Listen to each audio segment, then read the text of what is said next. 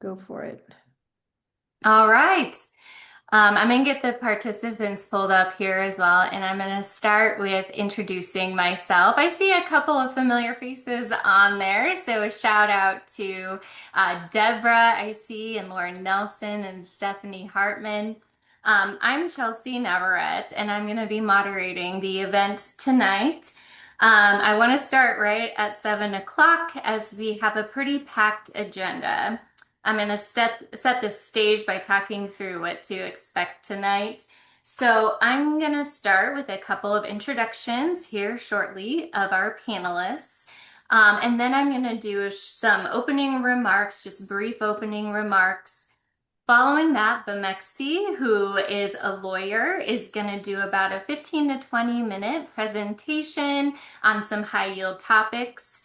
We will then move forward to some panelist discussion. I'm going to feed them each a question to answer based on their own experience and expertise. And after that, we will move on to some of the pre-submitted questions from the group. The invitation says it goes until 8:30. That's for the Zoom in case we go a little bit over. If we're having lively discussion, we can certainly continue that. Otherwise, I'm hoping that we can get wrapped up around 8 o'clock so you can all enjoy your evening doing something hopefully other than work. Make sure you're muted if you're currently logged in. It should have been automatically set to that, but to avoid distractions, please double check. When we get to the point where we are asking questions, you can either unmute or raise your hand.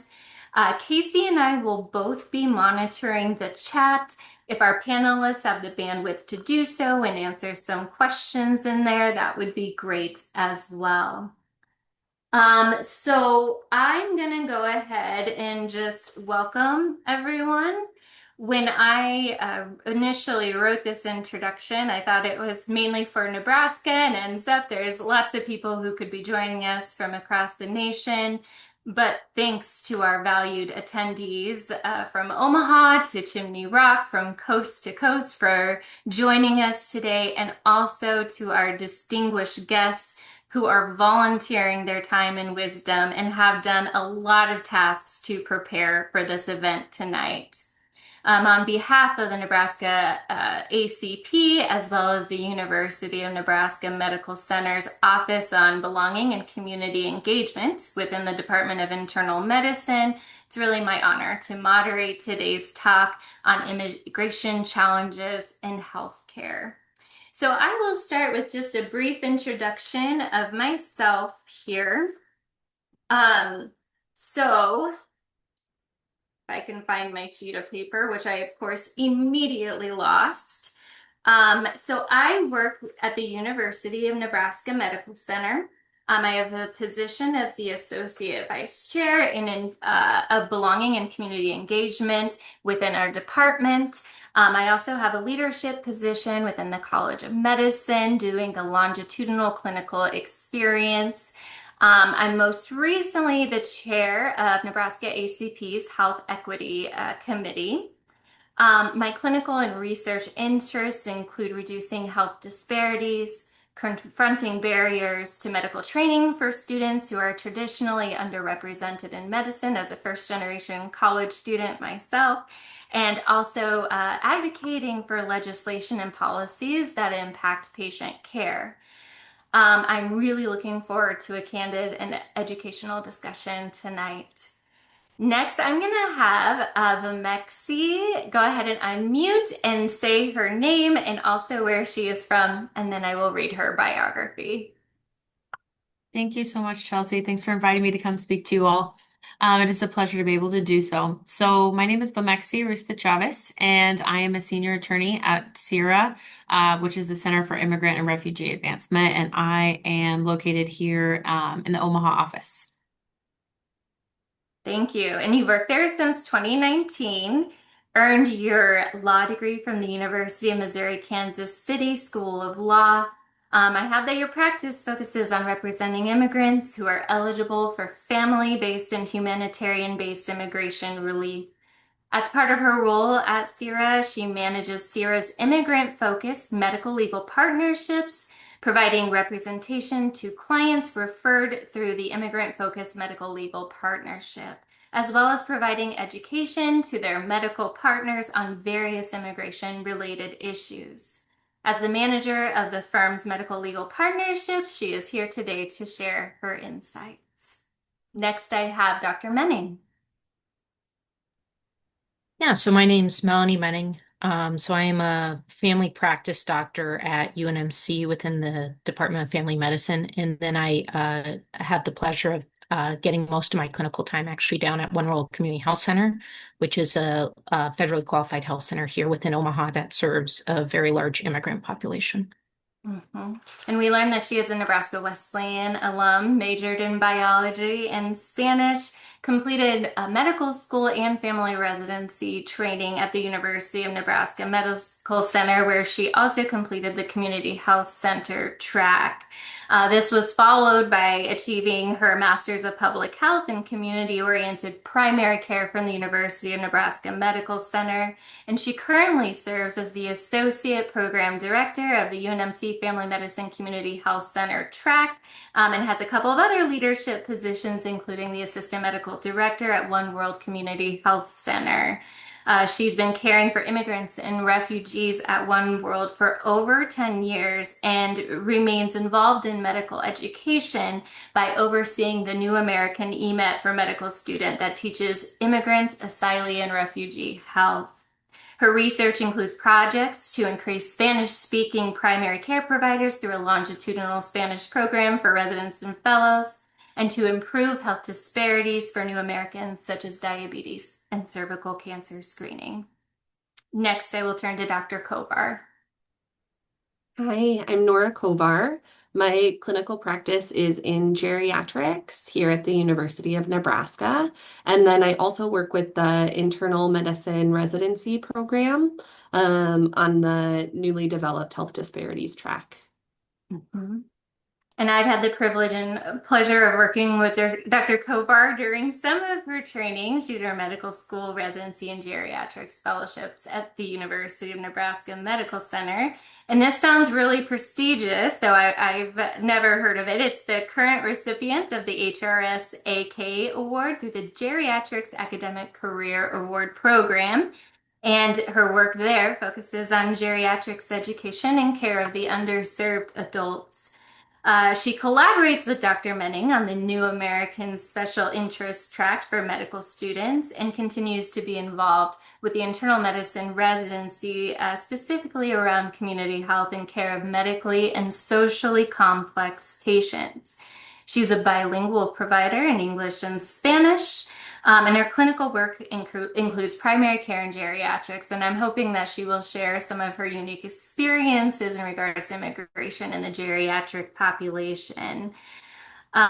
Next, we have Augustine. Hey guys, so my name is Agustin Delgado Jimenez. I am from UNMC, Specialty Care Center, and so we deal with, HIV and AIDS. That's our focus at that clinic. Yeah, so he works at the UNMC Specialty Care Center, as you mentioned. This clinic provides high quality, low cost healthcare services to those in need in Nebraska and the southwest Iowa area, serving over 1,300 patients. He has a very solid connection to the Latino community and serves as an educational tool where he hopes to close the gap between community barriers, stigma, and engagement in medical care. HIV rates are increasing within Latino communities, and he seeks to learn why most of our Latino communities don't get linked into care, including barriers such as immigration status, insurance, and language barriers. He hopes to close that gap, and we support him in that, as well as helping patients navigate legal representation and resources while getting the essential medical care that they need. So a thank you and a welcome to all of our panelists.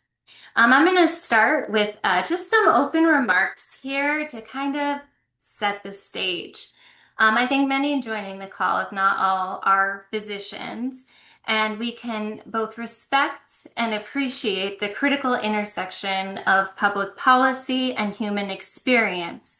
We know the realities of immigration meet the challenges of healthcare delivery, and we want to do so in a manner that does no harm.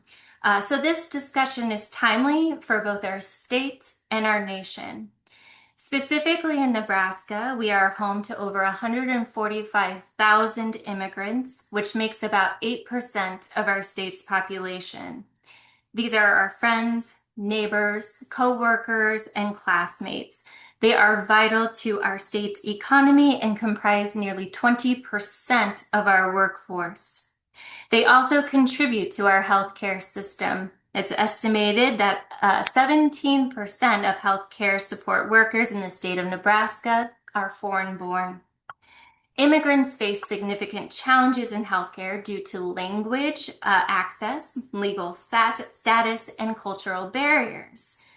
It's estimated that 22% of non-citizens in Nebraska are uninsured. That is nearly 3 times the rate of native-born citizens. This can lead to delays in treatment and worse health outcomes. On January 20th of 2025, our 47th president was sworn into office. I think that we can all agree that it has been a fascinating and at times confusing course in regards to immigration. The rhetoric and the policies have left many unsettled because of their ambiguity. Some messaging emphasizes strong borders, law and order, or even merit-based systems, but this coincides with the measures we see like family separations and travel bans. There's inconsistent enforcement and shifting interpretation of these policies, and it's left many federal agencies, legal experts, and immigrants uncertain about what rules exist, what will be enforced, and what the overall goal is. And where does that leave us as physicians as we care for our patients? What is our role? What is our duty? How do we do no harm, the oath that we promise to do? So let's take a moment to take a pulse on current legislative actions across the nation. In California, Governor Gavin Newsom proposed freezing enrollment in Medi-Cal for undocumented adults starting in 2026, and then imposing a $100 monthly premium for enrollees that cannot provide satisfactory immigration status starting in 2027. A closer neighbor in Minnesota, they're looking at state-funded healthcare to undocumented residents. It's become a point of contention in state budget negotiations. And then at the federal level, there has been policies proposed, such as the Protect Medicaid Act.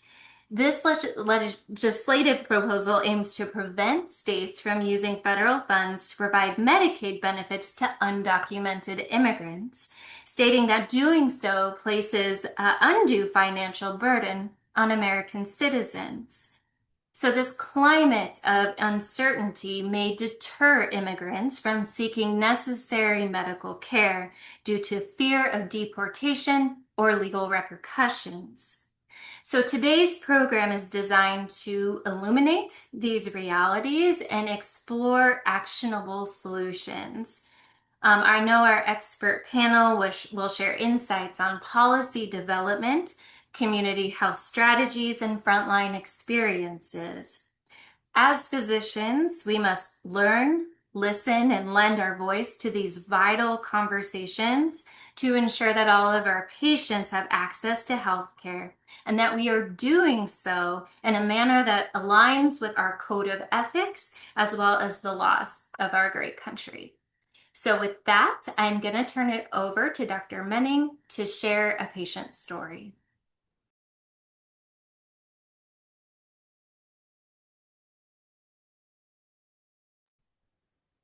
Apologies, this worked when we trialed it, but now it disappeared. Give me 1 second. There we go.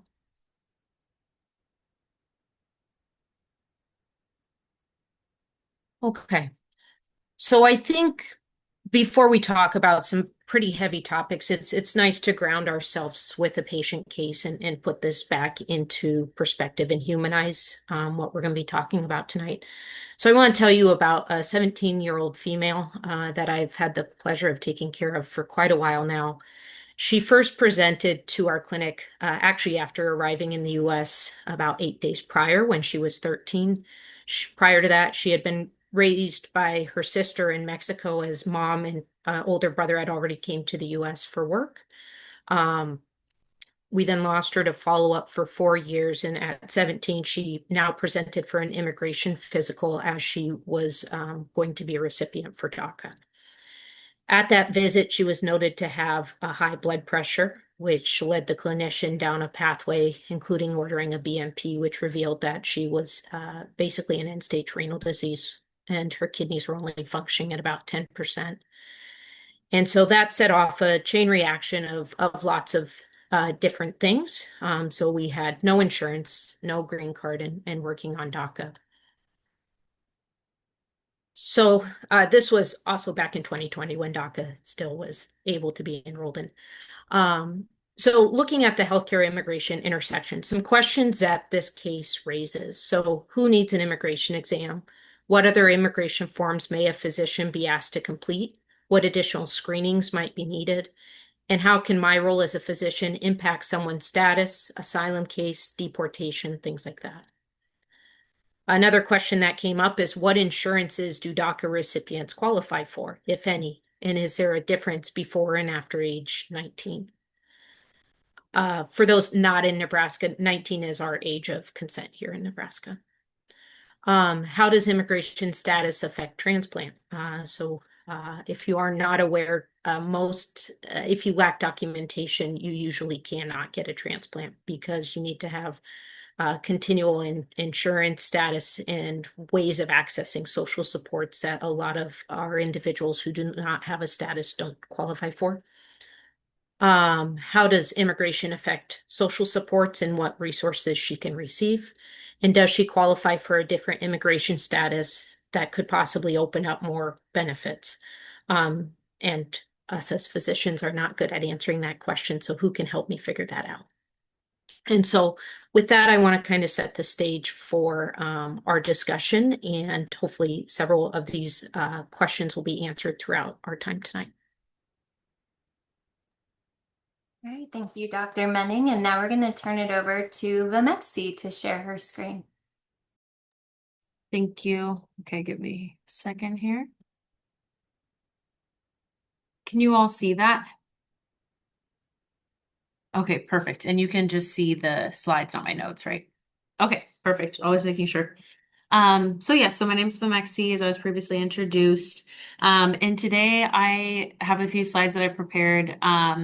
Basically, I'm just going to be talking about some questions that I know all of you have as it relates to non-citizen patients that you all serve, as well as just how that relates to your all's practice and immigration law in general. And so that's what the presentation I will be presenting on today is about. Before we start, I wanted to first give a little bit of an overview of my role at CIRA because I think it will help inform the perspective that I'm coming from, as well as how I'm privy to the information that I have now. So a brief overview of immigrant-focused medical legal partnerships. So as was mentioned earlier, I'm the manager of our immigrant-focused medical legal partnerships at the firm where I work at, which is called CIRA.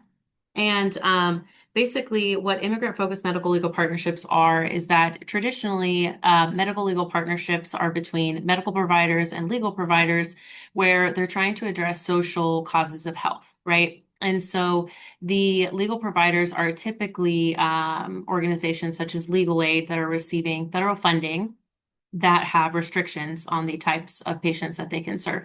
And specifically, there's federal funding restrictions on legal aid being able to serve undocumented patients and immigrant patients in general. And so there's this gap of non-citizen patients that do not have their legal services needs met, and specifically, they don't have their immigration legal services need met. And so that is where we have unrestricted medical legal partnerships, which is otherwise known as immigrant-focused medical legal partnerships. And this is basically, we have two IMLPs right now. We have one with Nebraska Medicine and another one with Children's Hospital. And what this looks like practically is us at the firm, we receive referrals for your all's patients to be able to represent them in an immigration case.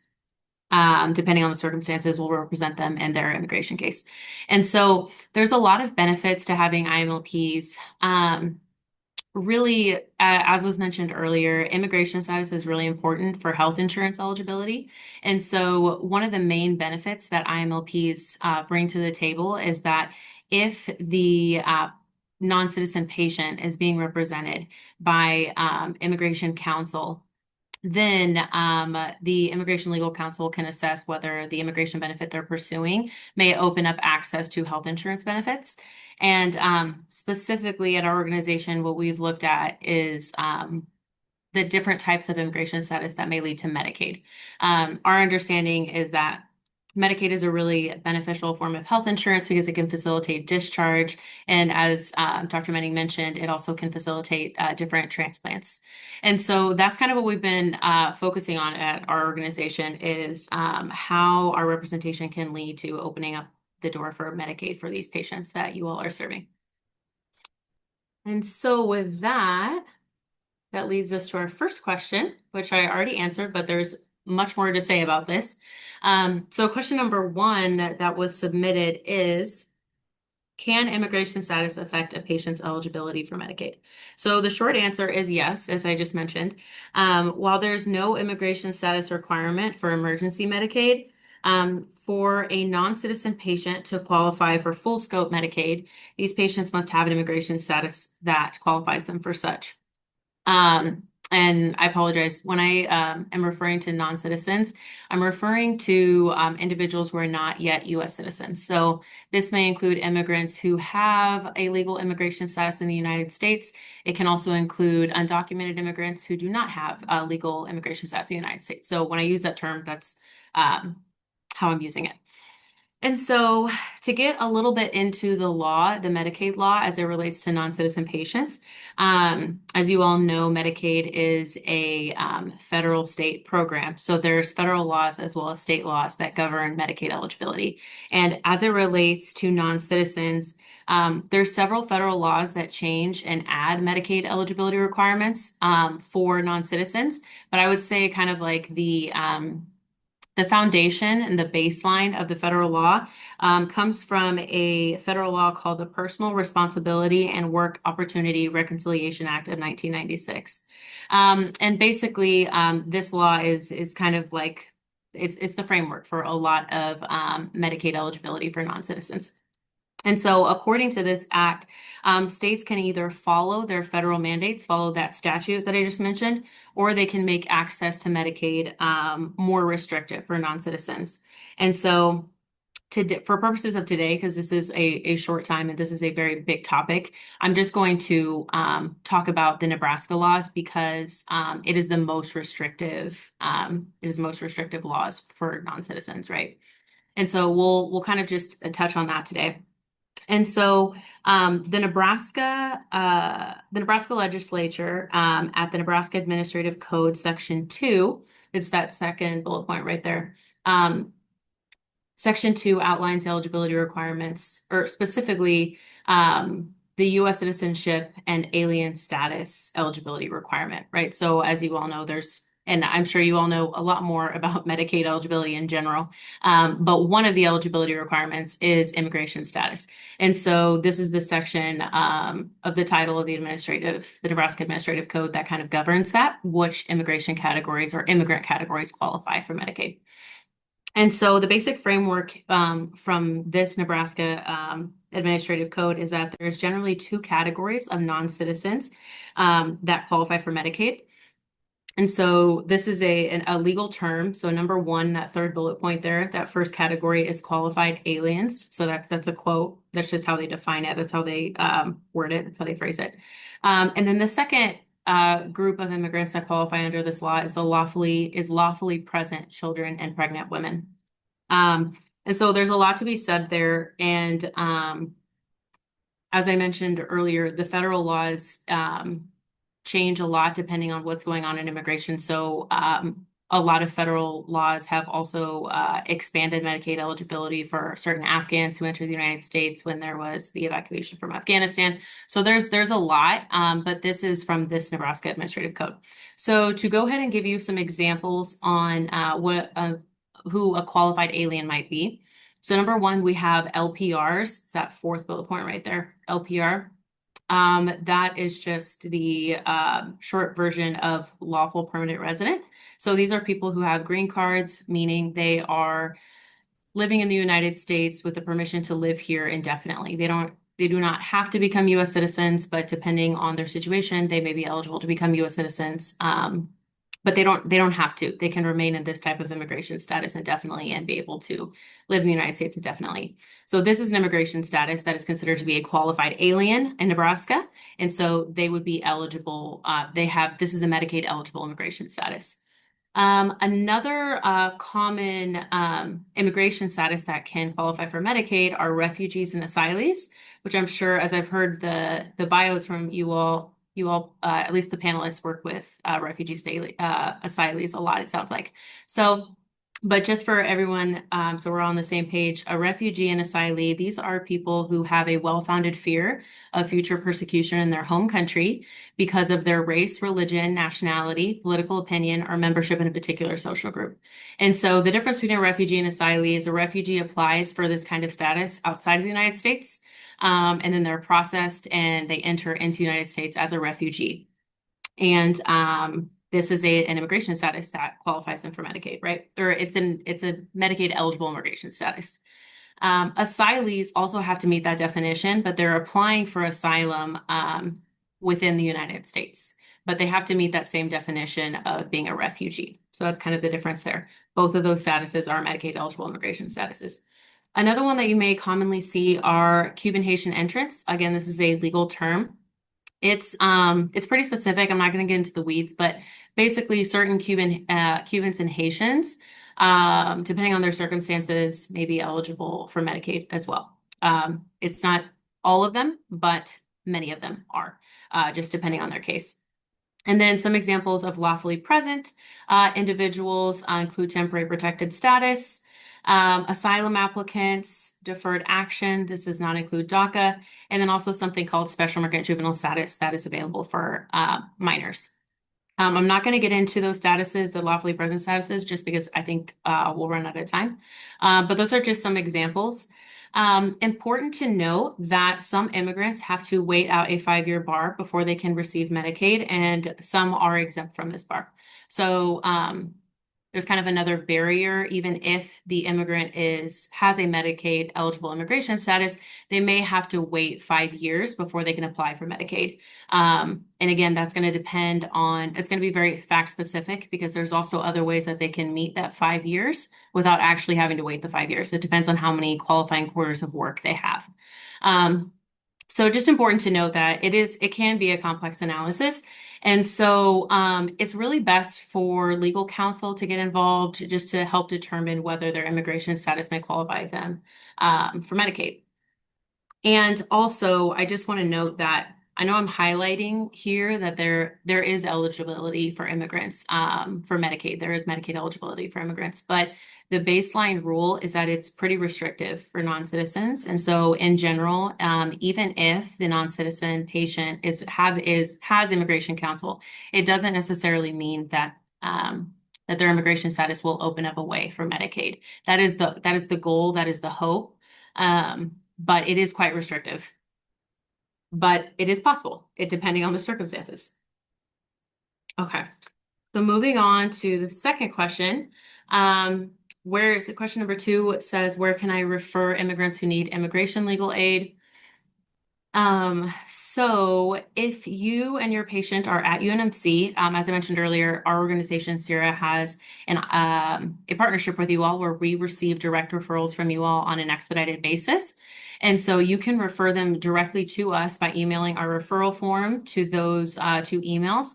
I'm not sure if you all have access to that, but I am happy to, maybe I could drop it in the chat okay, I'll do that.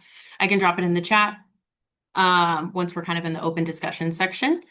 And yeah, so you can do that, and it's on an expedited basis, meaning that the patient will hopefully get a consultation with one of the attorneys at our organization in the next month. It's possible that that patient may be screened out by our intake specialists as not having immigration relief, but and that's just our intake team that they do an initial assessment to decide whether if there's even any immigration relief that appears available. If they're screened out, then they won't have a consultation with us. But if they're screened in, they should be placed with one of the attorneys here within the next month. If you and your patient are not at UNMC, we do, and you're residing in Nebraska, if the patient is residing in Nebraska, the patient may call our hotline, and that's our number right there for a legal screening. If they're screened in as having potential immigration relief, they will be placed on a wait list. So it does take a little bit of time if they call a hotline. But I still highly encourage it just because we do see those patients. It just takes longer than if they weren't referred through a medical partner. So that is how they can receive immigration legal aid. I'll make sure to drop the referral form in the chat. Okay, so question number 3, are there clinics or resources that provide care to uninsured immigrants? In general, I would say that if you all work with medical social workers, they're probably the best point of contact with this. We do have a social work department in our organization, and so I usually reach out to them. And our lead, the director of our social work department gave me this information. But of course, if you know of any other clinics, obviously those would be recommended as well. So in Omaha, there's the Heart Ministry Center, specifically the Monin Clinic. In Lincoln, there is Clinic with a Heart and People City Mission. In Grand Island, there's Heartland Health Center and Third City Community Clinic. In Scottsbluff, there's Community Action Health Center. But yes, like I said, if you all work with medical social workers, they probably would be the best point of contact for your particular patient. And I am more than happy to share I've already shared my slides earlier to Casey, I believe, but I can also drop that in the chat as well if you want to just have this as a reference. So question number 4 is an important question. It's how can I help patients who express fear of deportation while staying within my practice scope? So the source of this is there's a body of research called sanctuary doctoring. And this comes, I'm not sure if you all have heard of this, but this comes from Dr. Mark Koszewski and at Loyola University in Chicago. And this concept of sanctuary doctoring is really born from the idea that as medical providers, you all desire for the community, for communities in general to be healthy, right? And non-citizen patients are a part of the community. If they are not seeking healthcare because they're afraid of immigration enforcement, in other words, they're afraid of being deported if they are out in public, such as going to a healthcare setting, not only will their health decline, but also the health of the community may decline in the sense that communicable diseases can spread. There can be more distrust within the community, creating more situations where there's going to be lack of trust in law enforcement in general, not reporting crimes.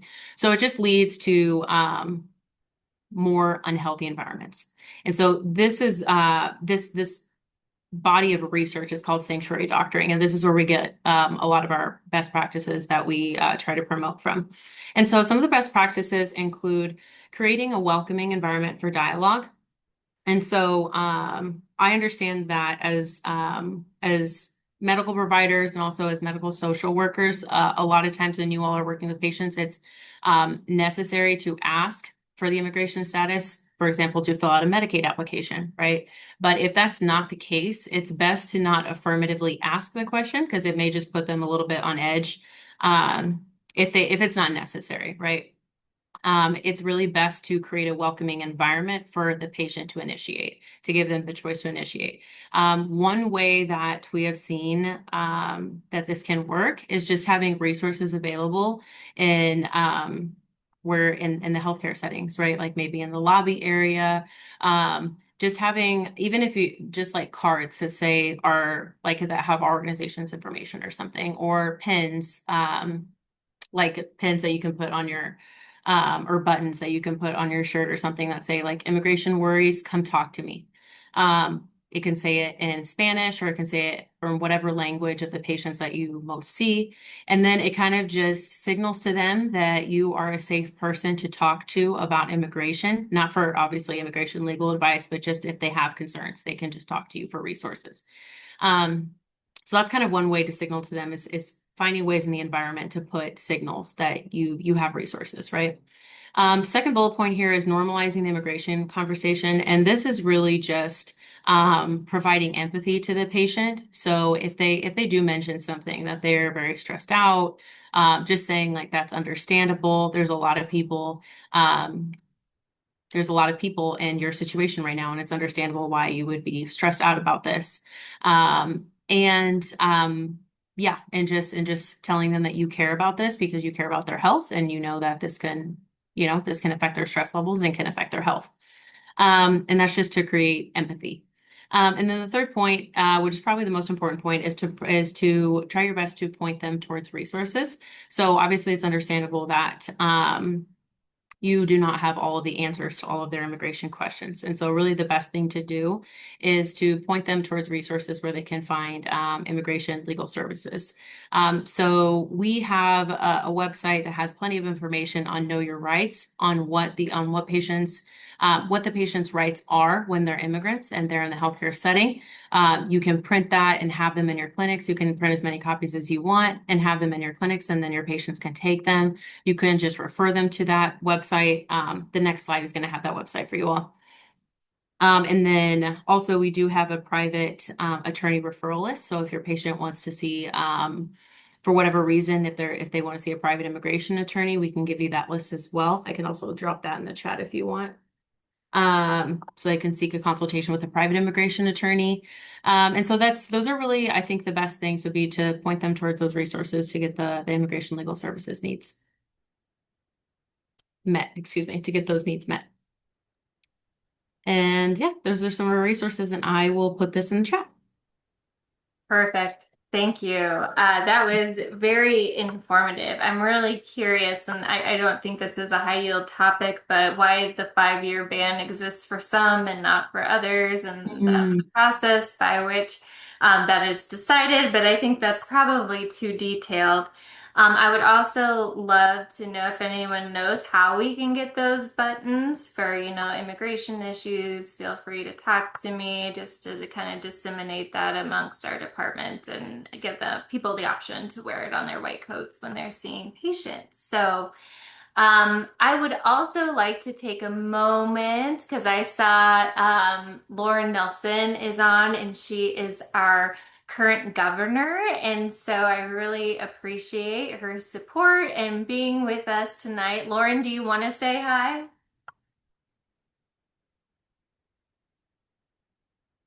Wait, oh, yeah, thanks. I am really excited to be here to learn. And I'm glad to see everybody's here, and I would love to hear more about the buttons. So, thanks y'all for joining and for our presenters and Chelsea for hosting. Yeah, thank you, Lauren. All right, so I'm going to give each of our panelists like a pre-planned question based on their expertise. And I'm going to start with Dr. Menning here. What kind of barriers do immigrants most commonly face when seeking healthcare? I think a couple of these already came up, but one of the big ones is language access, and it's not just getting getting a translator in your visit, but even how do I even call and get an appointment? Does anyone speak my language? Things like that. Insurance is another big thing, or how am I going to pay for this? We've talked about some of the barriers to getting insurance and access to different financial assistance. One good thing to know is financial assistance at Nebraska or at CHI don't require immigration status, and so patients may qualify for those type of things. Especially in the current environment, immigration and fear is a big one. Am I going to be safe? What type of information is a provider recording? Is basically providing any of my information trackable, or could this be used to locate me by immigration officials? Discrimination is also a big one. Unfortunately, our patients from Latin America and others countries do face a lot of discrimination just by their status of being immigrants. And then also differences in healthcare. So outside of the US, it's pretty common that when I need healthcare, I just show up for a visit and I'm seen in the order that I show up. Whereas that's very different here in the US. So knowing I need to find a provider, I may need a referral to see a specialist. All of those things are very, very different. And so some of those system navigation things can be really difficult for patients. Perfect. Thank you. Dr. Kovar, I have you up next. So, what are the most significant benefits to both immigrant health and society of ensuring that undocumented immigrants are able to access healthcare? Sure. So I'm gonna assume for the sake of time that we are addressing this from a purely utilitarian perspective. And so, not from the angle of, is it worthwhile to take care of the person in front of you and, respect their dignity just from that standpoint. And so Vimexi started alluding a little bit earlier. Unsurprisingly, when people have access to healthcare, communities are healthier. And where that benefit really kind of begins to become evident is where we start to talk about workforce. And so there are 8.3 million undocumented immigrants in the national workforce. That's a little under 5% of the total workforce. And they actually have a labor force participation rate that is higher than the native-born population. Most of them have lived in the United States for 16 years or more. And if they have been working during those 16 years, they have also been paying taxes.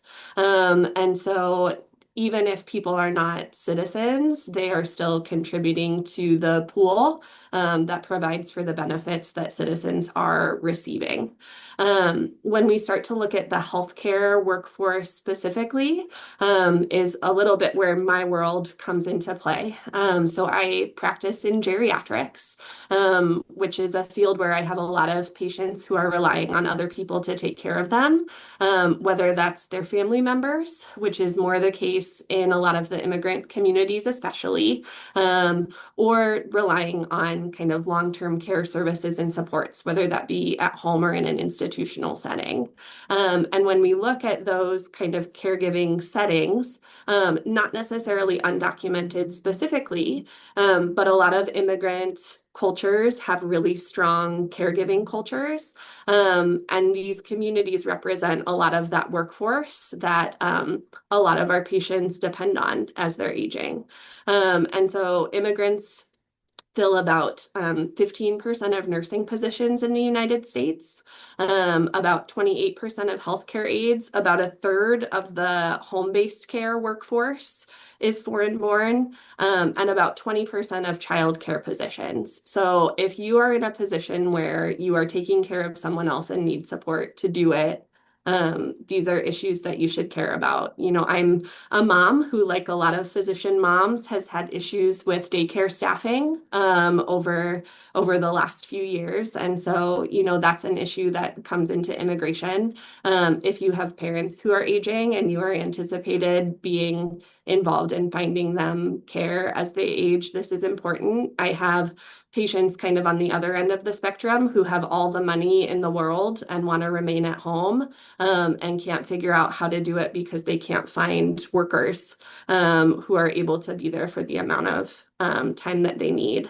And I think it's important to remember that none of these cases occur in isolation. So the majority of households that have an undocumented immigrant in them are of mixed status. And so family members' health and, the kind of fear or anxiety that can come with access to care really plays off of each other. So I have older adults who are here and have aged and had family members come to join them. I have older adults who have come here to join family.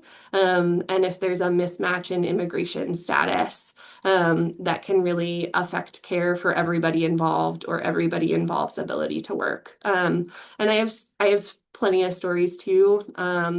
I have people who came here to visit family and had a medical event happen just because they're older and medical events happen, and had planned to be here for a certain amount of time, and then something happened, and now we're in the position where our visa is going to last this long, but this problem's going to take this amount of time to fix. And so it gets a lot more complicated than just saying, somebody decided to be here under this status or this status. And so, kind of summary wise, these are important members of our community, regardless of what their exact status is. And each case involves a lot more people than just the one individual patient. I think that's a fascinating take on the community. And I, as a hospitalist, have seen this exact situation where someone is visiting a family member and becomes very ill and has to be hospitalized. And that can be really, really challenging to navigate the system, way beyond my area of expertise. But these things happen, these are a part of our clinical practice. And I also think it's an interesting point that many immigrants are actually paying into the system. I think there's a lot of conversation around that, especially when it comes to receiving Medicaid benefits. Like, is it being paid in? And it sounds like in a majority of cases, it probably is. You can correct me if I'm wrong, Nora. But yeah, fascinating. I'm going to move on to Augustine, and I think I'm going to ask you two questions. The first one, I'm glad you agreed to take this because I think it's a really important question and I don't know the answer to it. So, what should I do if the police or ICE show up at my clinic?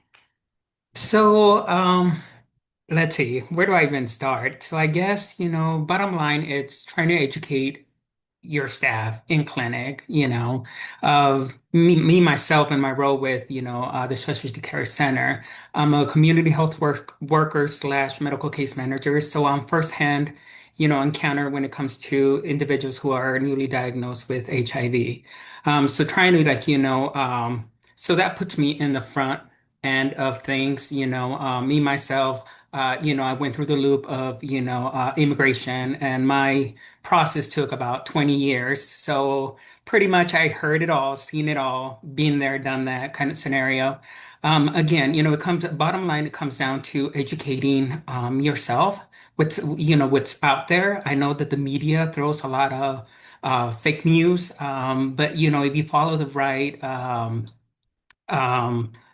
groups on social media or stay on top of, the news and whatnot. And then we have individuals like, Sierra here in Omaha. And we also have the International Council for Refugees who provide all these resources for community health workers slash, medical case managers.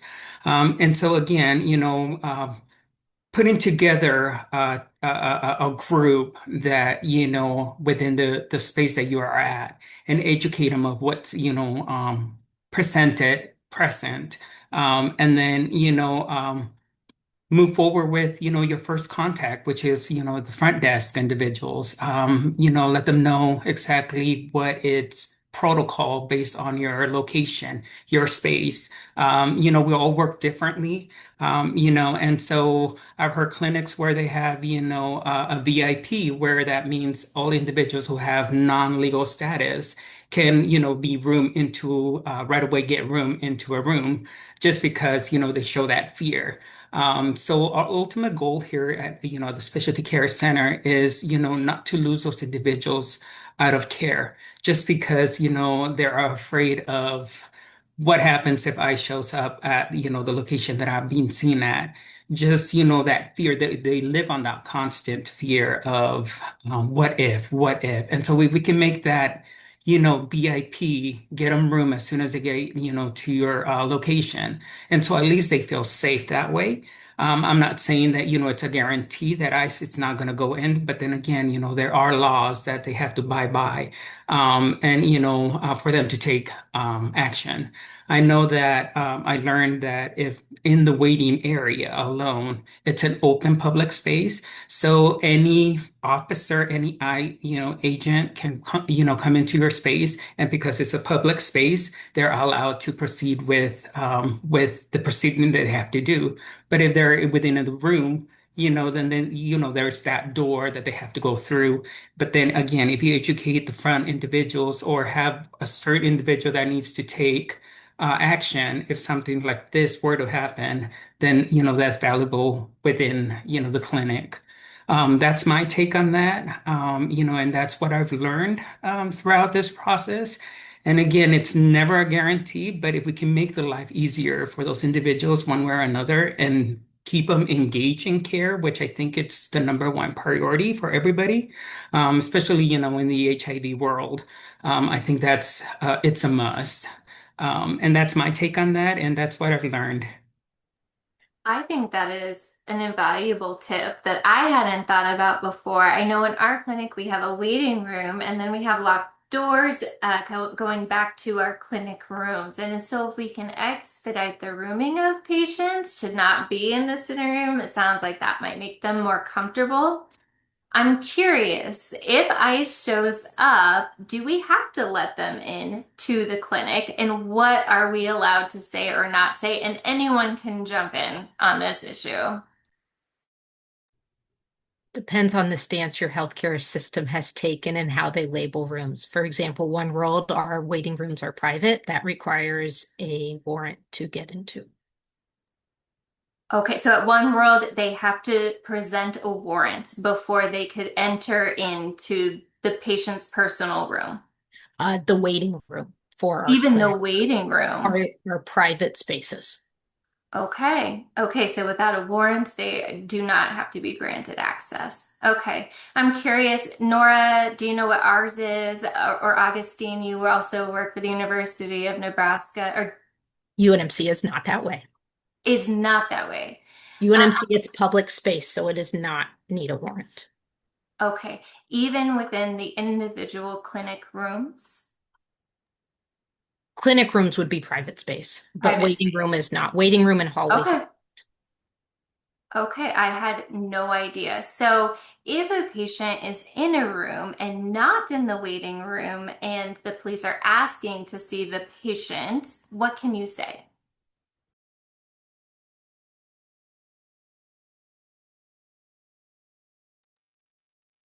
I Can guess you- it comes down to having a warrant. I think that's the number one key to have, and make sure that it's an actual warrant. Because there's, multiple warrants out there, that individuals bring up and whatnot, but just make sure that it is a legal document. Um, that's my take. I don't know if, is it Vamexi has Yeah, anything to I'd add? love for you to weigh in as well, Bemexi. Yes, sorry, I was putting the resources in the chat. I want to make sure you all had that. Can you repeat the question one more time? Yeah, so if, say, a patient has been removed from a public space, like at the university, and now they are in a private room, and ICE is asking to see them, and like, what are your options? Like, Okay. if they have a warrant, it sounds like you do have to let them in. You Right. you just tell us what would be appropriate. Right. So if it, just like Dr. Manning said, those, I don't know what you're calling, like the patient rooms, like where you're actually treating the patient, they are private spaces, which means there is a reasonable expectation of privacy. So ICE can't just come in and open the door and, try to arrest the patient. Um, they can enter in with a warrant or if somebody gives them permission to enter in. And so if they have a warrant, then it's really best to have a protocol to for the provider or for whoever is with the, yeah, I guess it would be the medical provider who's with the patient to have a protocol for them to reach out to legal counsel to review the warrant if ICE has a warrant, to review the warrant to make sure that it's legally sufficient. Um, and it really should be your legal counsel that makes that determination as to whether it's a valid warrant for ICE to come in and make the arrest. Make the arrest or yeah. If the patient is roomed and they ask if the patient is there, do we have to confirm that they are there? Yeah, that's a good question. Yeah, I would say no, because you have a right to remain silent. And so really the best thing would be to just tell the officer, like, we have a protocol where we will only allow with a valid warrant. Unless you have a warrant, we're not going to let you in. And then if they give the warrant, then say, okay, our legal counsel has to review this. I can't go any further. I think a good general guideline to think about is in the absence of a specific warrant with, the specific parameters of that warrant listed out, HIPAA applies the same way as it would for any other patient in that setting of care. And so if you wouldn't, give an individual patient's name at the front desk or at the desk in the hallway on the inpatient service, outside of, for kind of any reason, then you don't have to do it for a law enforcement official in the absence of a warrant, is my understanding. Perfect. I am unaware if in the state of Nebraska this has actually happened at any clinics, if anyone could, not that we're aware of, but I think we all just want to be prepared to advocate for our patients and do the right thing. Now, Casey, we're getting a little bit low on time, but if you could put the PowerPoint back up, we'll go through a couple of those discussion questions. First, I will say there were a lot of visa questions that were pre-submitted. We are not qualified to offer advice in that regard. So what I did is I put the information for contacting the Graduate Medical Education Office for both UNMC and Creighton, so you can reach out to them and ask for guidance on that specific issue. Next slide. Okay, I'm going to actually go to the next question in the interest of time. Okay, one more question. I have 6 here, so I like this question because it came up twice with 2 different angles. How can U.S.-born physicians and medical students be effective allies to immigrant colleagues? And what can we do to reassure our community partners and organizations within the Hispanic community that they can continue to collaborate with health systems to address social determinants of health? And that is open to anyone on the panel.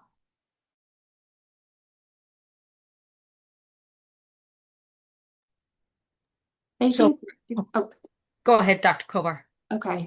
I think recognizing that, should situations that can feel hard to navigate arise, immigrant colleagues might be in a more uncomfortable position in terms of being able to take the lead. So being willing to step up and be the patient advocate, in that particular case can be really helpful, a helpful way to support colleagues.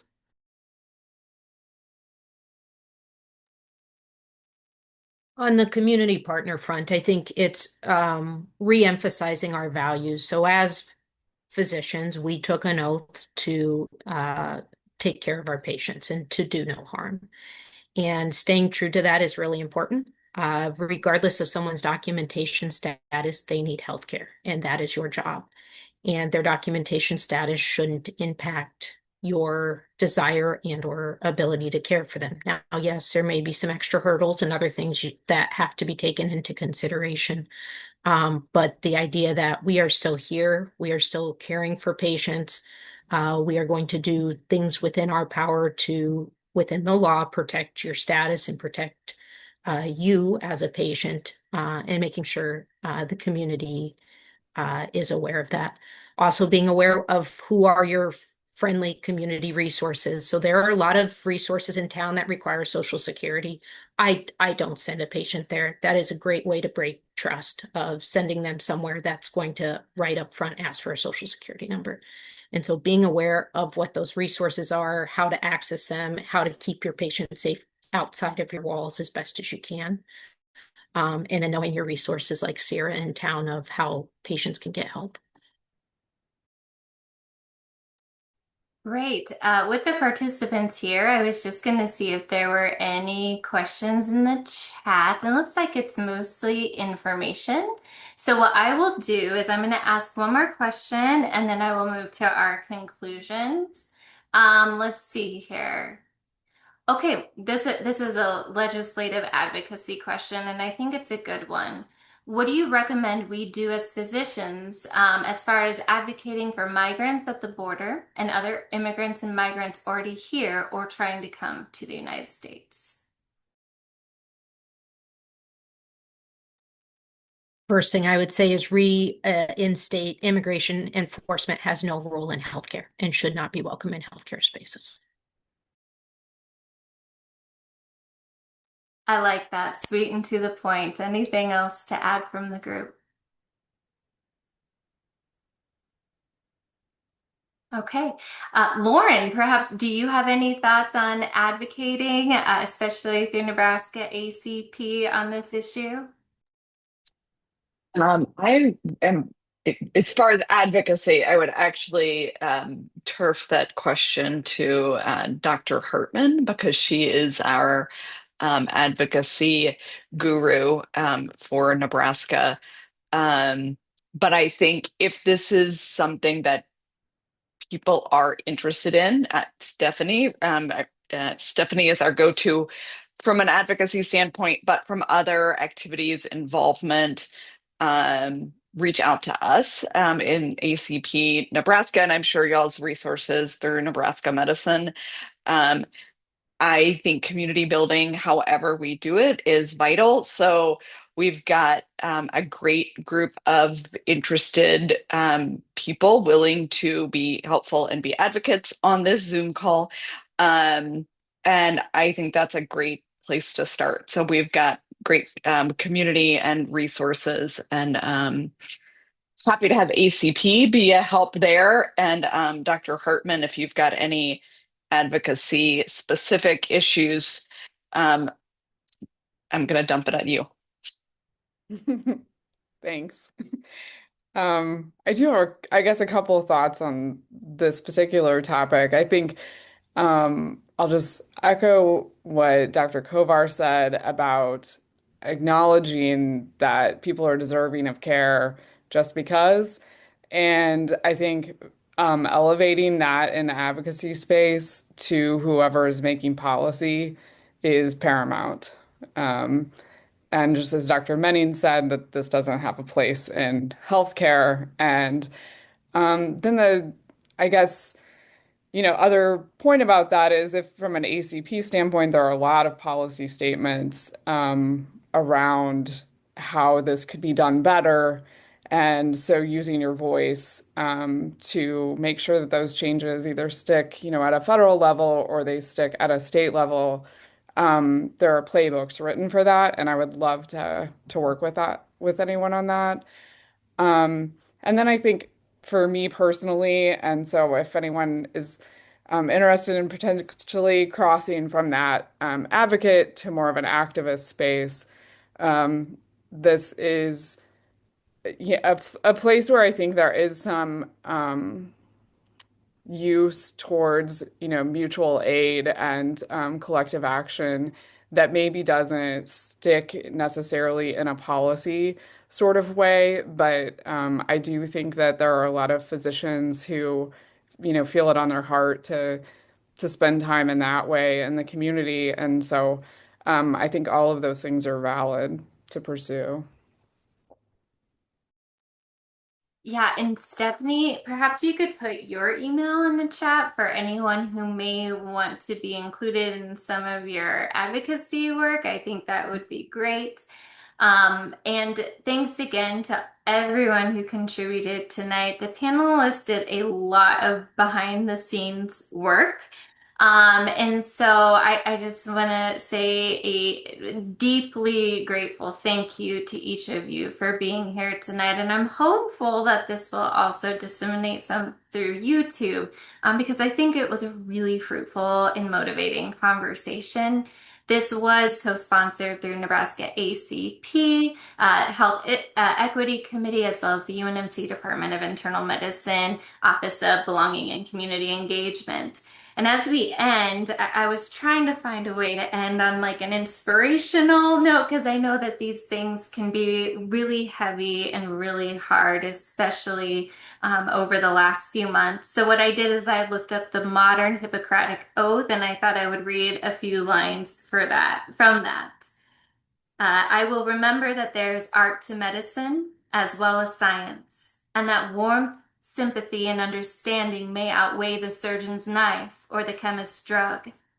I will remember that I do not treat a fever chart, a cancer's growth, but a sick human being whose illness may affect the person's family and economic stability. My responsibility includes these related problems if I am to care adequately for the sick. I will remember that I remain a member of society with special obligations to all my fellow human beings, those sound of mind and body, as well as the infirm. May I always act so as to preserve the finest traditions of my calling, and may I long experience the joy of healing those who seek my help. So with that, I will say thank you to everyone for joining. And if you have any follow-up questions or ideas or comments, reach out to Casey or myself. This was our first time ever putting on a webinar like this, so I'm always open to feedback. Otherwise, I hope everyone has a great night with their family, and thanks for joining.